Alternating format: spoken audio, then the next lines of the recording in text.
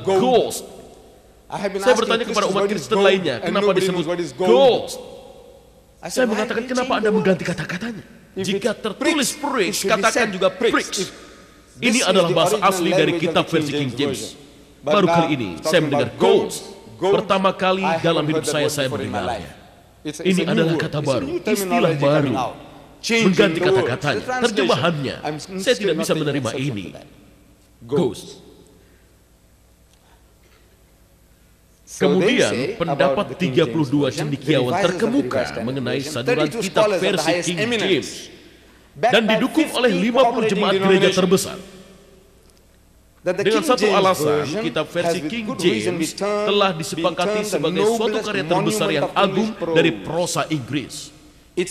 Kitab ini disahkan pada tahun 1881. Ini merupakan pemujaan terhadap kesederhanaannya, terhadap martabatnya, terhadap kekuatannya, dan kegembiraan pengungkapannya.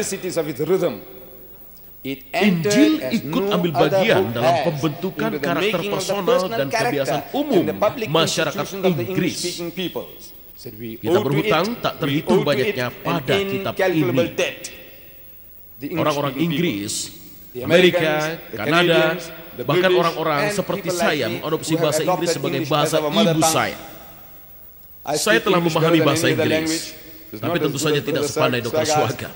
Tapi saya bermimpi dan bernyanyi dalam bahasa Inggris. Hal ini yang menyebabkan bahasa Inggris menjadi bahasa ibu bagi saya. Itu merupakan suatu penghargaan.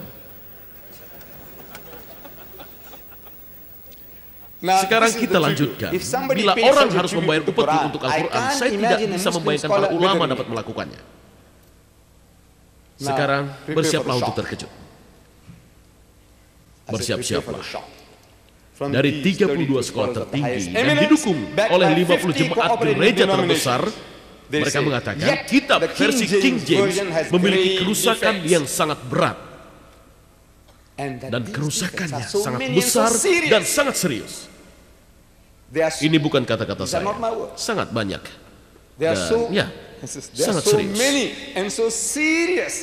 Sehingga harus direvisi dalam terjemahan bahasa Inggris. Dalam revisi. Nah, dalam revisinya, para petinggi penginjil, para pendeta mengatakan, John bab 3 ayat 16. Tidak ada orang-orang Kristen yang dapat menyangkalnya pada John bab 3 ayat 16. Di situ tertulis,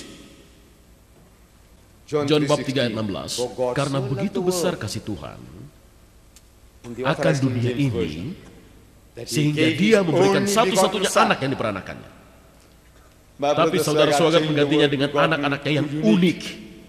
Ini bukan versi King James, karena di sana tertulis anaknya yang tunggal.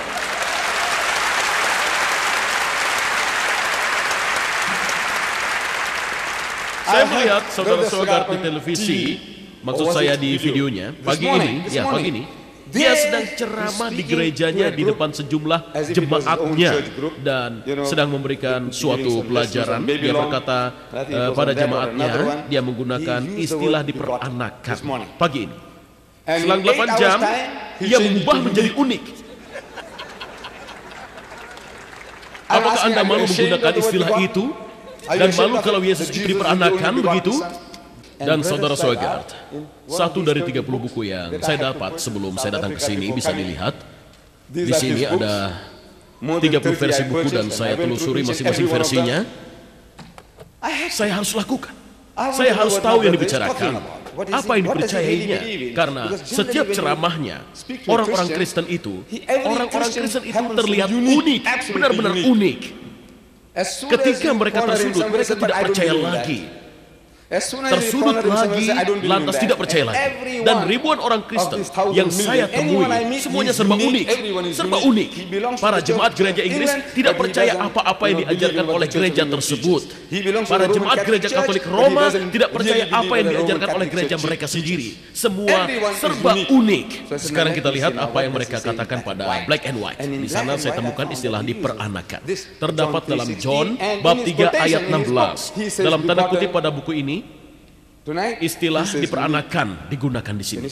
Tapi malam ini diganti dengan istilah unik. Inilah pengecualian bagi umat Islam. Dalam kitab suci Al-Quran dikatakan, lam yalid walam yulad. Allah tidak beranak dan tidak pula diperanakan. Dan tidak ada yang serupa dengannya. Walam yakul lahu kufuwan ahad. Dan sekali lagi saya tegaskan bahwa Al-Quran menuntut hal ini, bahwa Tuhan diperanakan. Memperanakan adalah pekerjaan manusia. Ini berhubungan dengan organ seks. Dan kita tidak bisa disamakan dengan Tuhan. Seperti yang dikatakan orang Kristen, bahwa Yesus adalah diperanakan. Diperanakan bukan diciptakan. Dan sekarang saya mempertanyakan, apa yang sebenarnya ingin kalian tekankan? Diperanakan bukan diciptakan. Apa yang sebenarnya ingin disampaikan?